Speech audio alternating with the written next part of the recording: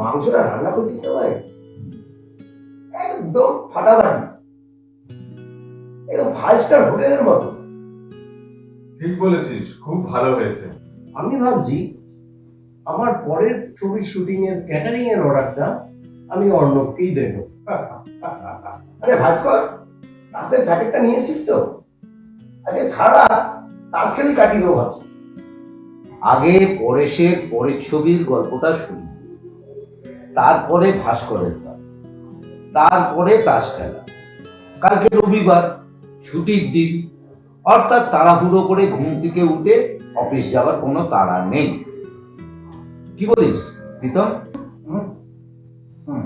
কে প্রীতম, তুই এত গম্ভীর হয়ে বসে আছিস কেন রে? আরে প্রীতম ভাবছি ওর এক্স যদি এই আড্ডায় থাকতো তাহলে কি হতো। তোরা চুপ কর তো।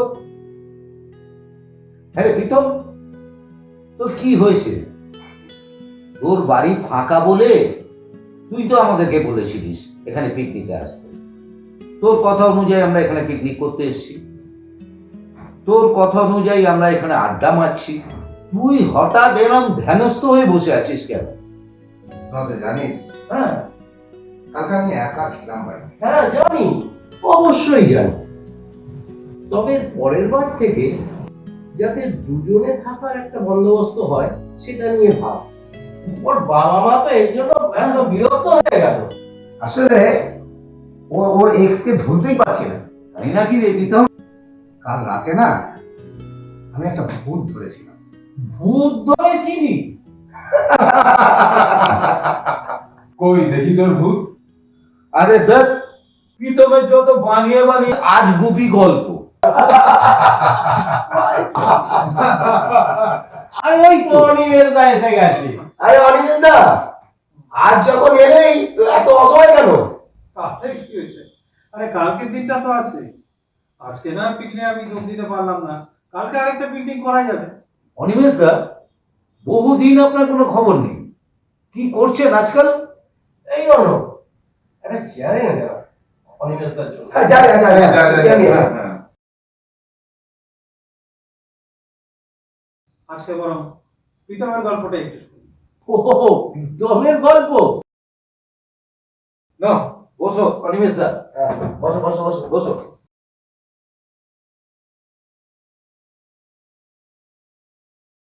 তা অনিমেষদা বললে না তো এতদিন কোথায় ছিলে?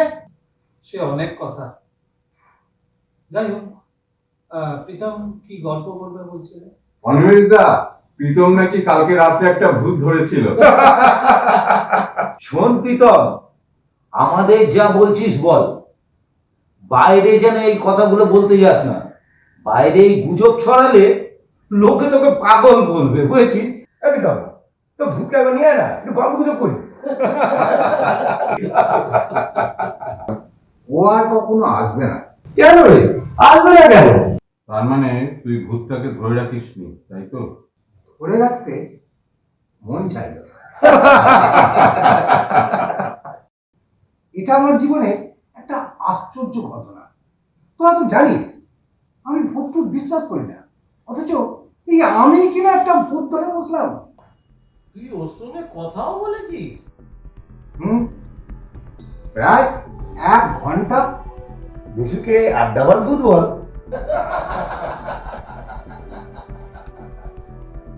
এছাড়া খুবই বিপদে পড়েছি। কাজ ছিল নাকি তোর কাছে? হ্যাঁ,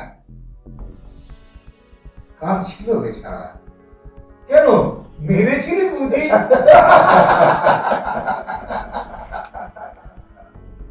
আমি কোনোদিন ভাবিনি ভূতেদের এমন একটা করুণ দশা হতে পারে।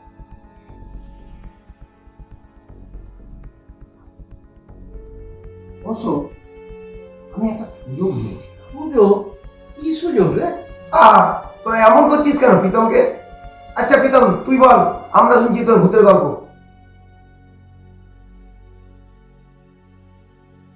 যেসব ভূতেরা ভয় দেখিয়ে বেড়ায় তারা বন মুষের মতন বোমাটুমি করে এই একই জায়গায় বারে বারে ফিরে আসে, কিন্তু এ বেচারা সে রাখুন ছিল। প্রথম দেখাতেই আমার একটু বড্ড দুর্বল বলে মনে হচ্ছে। তারপর তারপর আচ্ছা প্রীতম, কাল রাত্রে তোমার সঙ্গে যে ঘটনাটা ঘটেছে একটু বলো তো। ওর সাথে দেখা হয়েছিল এই ঘরে। গতকাল রাতে আমি একটু বাইরে বেরিয়েছিলাম, ভেবেছিলাম ফিরে এসে যেটুকু হুইস্কি আছে খেয়ে শুয়ে পড়ব।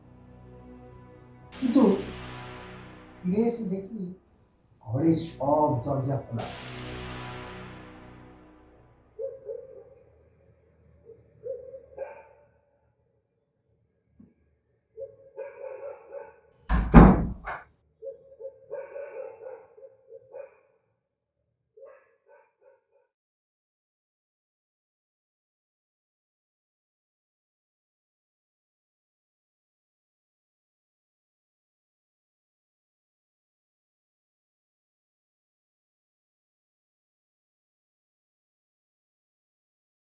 চুপ!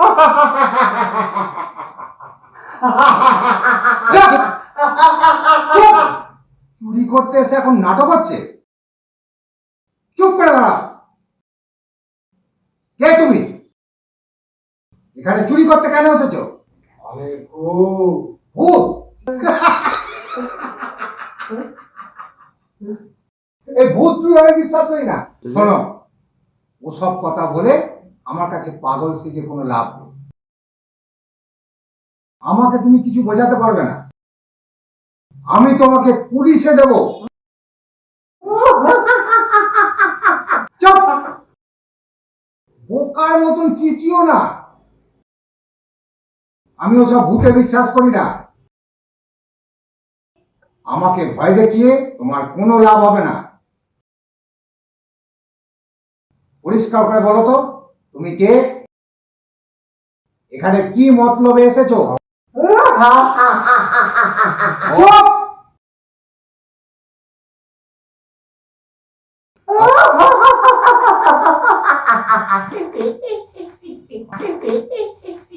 আহ! আরে রাখো তো তোমার ওই ভূতের চিৎকার। পরিষ্কার করে বলো, তুমি এখানে কি করতে এসছো? বললাম তো আমি একটা ভূত। আমি এখানে ভয় দেখাতে এসেছি।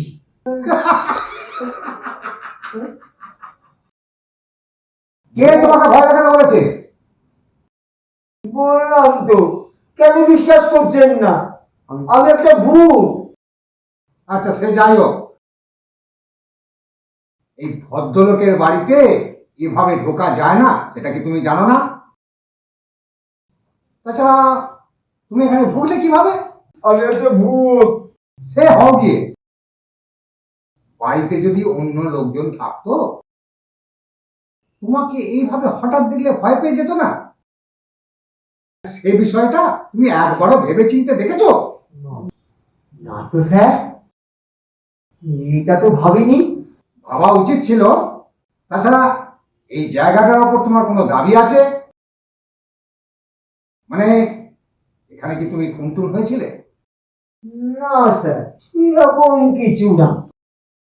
তবে ওই বাড়িটা কেমন সেকেলে তো, তাই পুরোনো ব্যাপার স্যাপার থেকে ঢুকে পড়েছি। এটা একটা অজুহাত হলো? এখানে আসাটাই তোমার খুব ভুল হয়েছে। আমি হলে এক্ষুনি অদৃশ্য হয়ে যেতাম। আসলে স্যার, আমি চেষ্টা করছি, কিছুতেই পারছি না। জানেন, কাল মাঝরাত থেকে না, মানে এই ঘোরাঘুরি করছি, মনটা কেমন ছটফট ছটফট করছে। অনেক অনেকবার চেষ্টা করছি স্যার, কিছুতেই কিছু করতে পারছি না স্যার, কিছুতেই অদৃশ্য হতে পারছি না। পারছো না? না স্যার, মানে স্যার আমি আমি আমি কি যেন স্যার ভুলে গেছি। বুঝলাম, খুবই বিপদে পড়েছো বুঝতে পারছি। কিন্তু আচ্ছা, তোমাকে আমি একটা কথা বলি। তুমি আমার ঘরে চলো, সেখানে গিয়ে তোমার সব কথা শুনবো। চলো।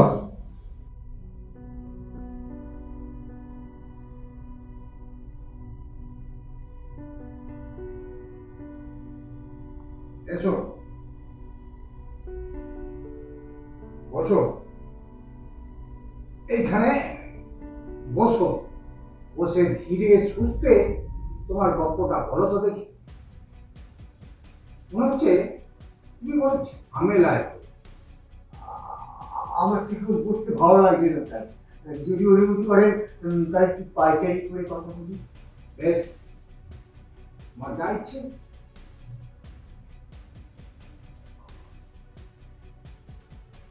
আচ্ছা, তোমার নাম কি? তুমি যখন বেঁচে ছিলে তখন কি করতে? আমার নাম অমল সরকার। আপনি জিজ্ঞাসা করলেন না আমি কি করতাম? আমি তখন একটা স্কুলের বাংলা শিক্ষক ছিলাম। কিন্তু বেঁচে থাকা ব্যাপারটা না, আমি তখন ভূতই ছিলাম না। কিন্তু হুম, কথাটা বুঝলাম। আপনি খুব অবাক হচ্ছেন না? হওয়াটাই স্বাভাবিক। ও সবাই বলে না এই ভূতেরা সময় সময় নাকি স্বচ্ছ হয়, কিন্তু আমার এই স্বচ্ছতা মৃত্যুর পর আসেনি। আমি সারা জীবনই ট্রান্সপারেন্ট ছিলাম। তার মানে? তার মানে আমি থাকা বা না থাকা কারো কিছু এসে যেত না। স্কুলে যখন পড়াতাম, ছাত্ররা আমার ক্লাসে ঘুমানোর সুযোগ খুঁজত। রাস্তায় হাঁটলে মানুষ আমাকে পাশ কাটিয়ে চলে যেত। বাতাসে একটা ছাপটা ছাড়া কিচ্ছু। আমার মা বাবা আমার নাম ধরে ডাকতো কিনা সন্দেহ। হয়তো বলতেন, ওরে ওটা করে দিস তো। আমার কোনো নাম ছিল না স্যার, শুধু একটা অস্তিত্ব ছিল। আচ্ছা, তোমার কোনো বন্ধু বা ভালোবাসার কেউ ছিল না? ভালোবাসা? হ্যাঁ, একটা মেয়ের সঙ্গে আমার বিয়ের কথা হয়েছিল, কিন্তু তার চোখে আমি ছিলাম সেফ অপশন। সে আমাকে কোনোদিন ভালোবাসত না। আমার এই মাস্টারের টাকাটাকে ভরসা করতে চেয়েছিল। বেচারা।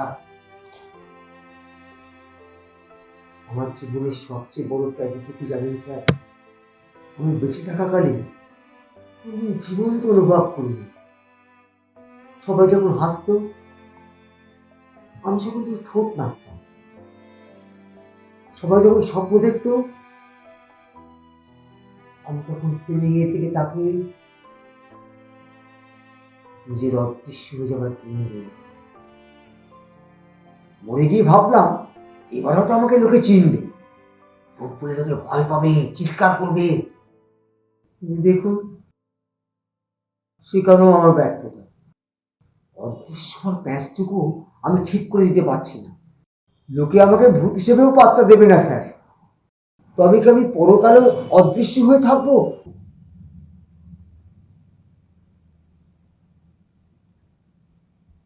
আচ্ছা, সবই তো বুঝলাম, কিন্তু তুমি ভূত হয়ে গেলে কি করে? একদিন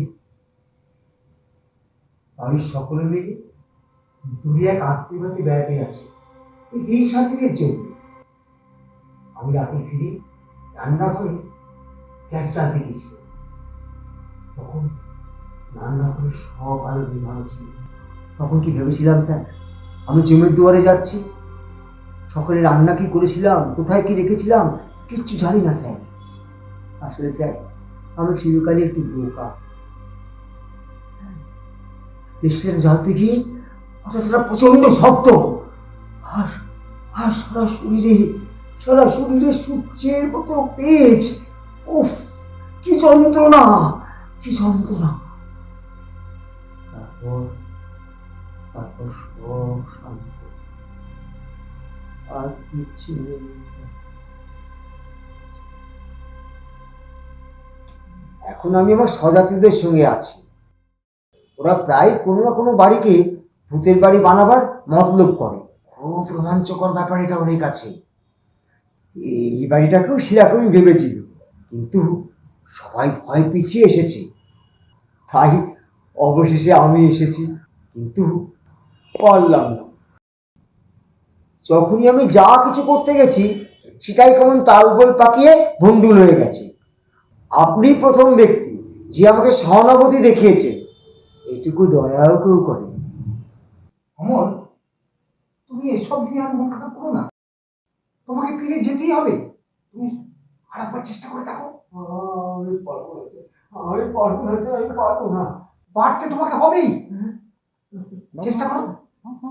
নাও নাও নাও নাও নাও নাও নাও নাও।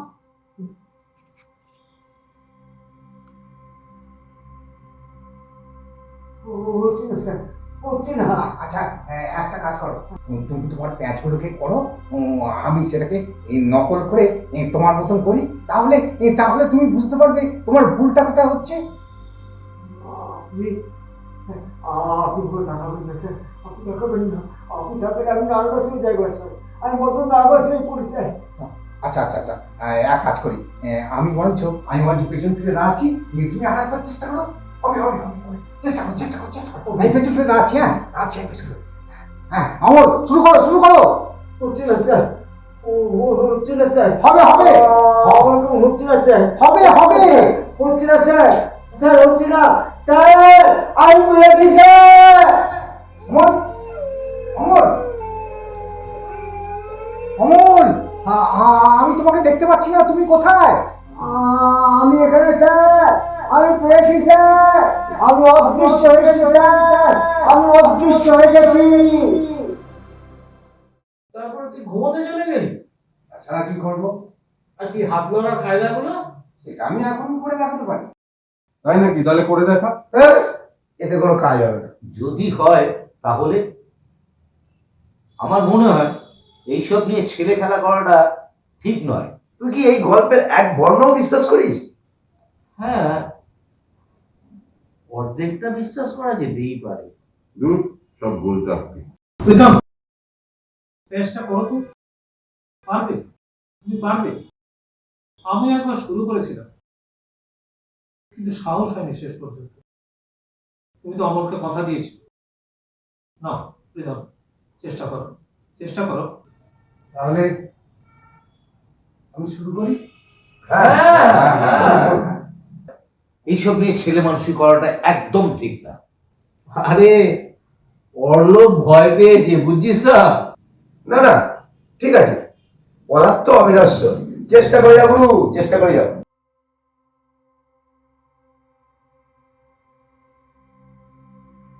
এই না না প্রীতম, তুই এসব করতে যাস না।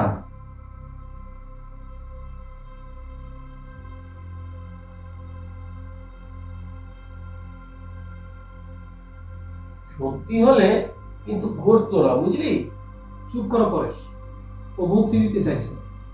হ্যাঁ প্রীতম, হ্যাঁ ঠিক আছে ঠিক আছে, হাত দুটোকে প্রথমে চোখের সমান্তরালে। হ্যাঁ হ্যাঁ, ঠিক এইভাবে। হ্যাঁ ঠিক আছে ঠিক আছে।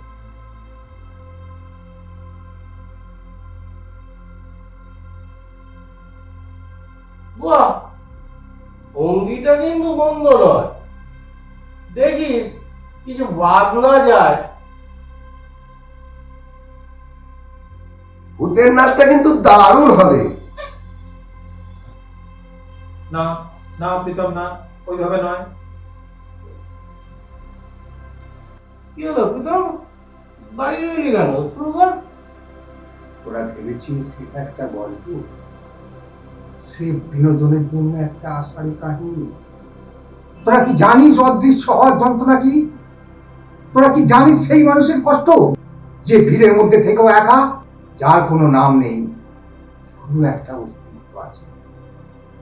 প্রীতম, এই প্রীতম, তুই কি বলছিস এসব?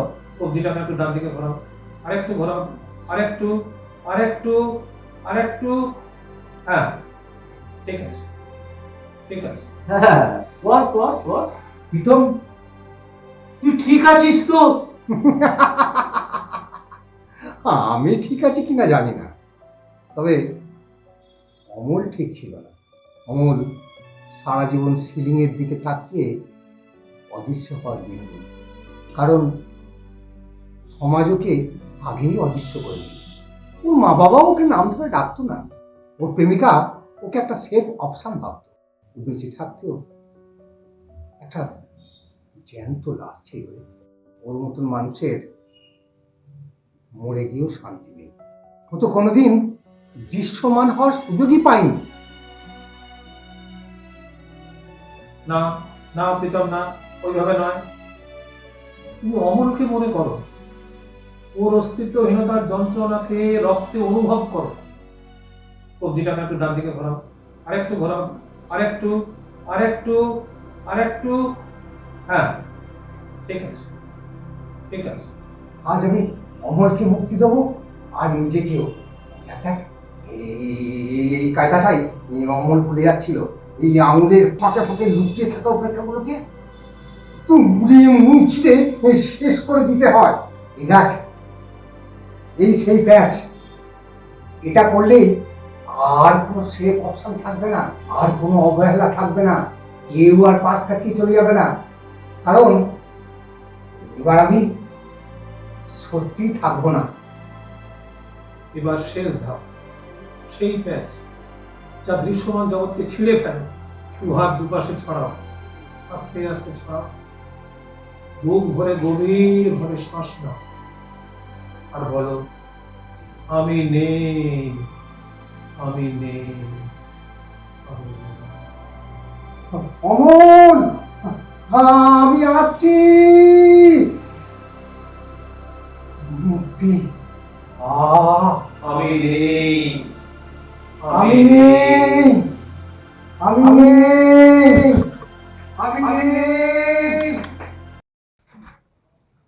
প্রীতম, প্রীতম, প্রীতম, এ প্রীতম, প্রীতম, প্রীতম, প্রীতম, প্রীতম, প্রীতম, প্রীতম। প্রীতম।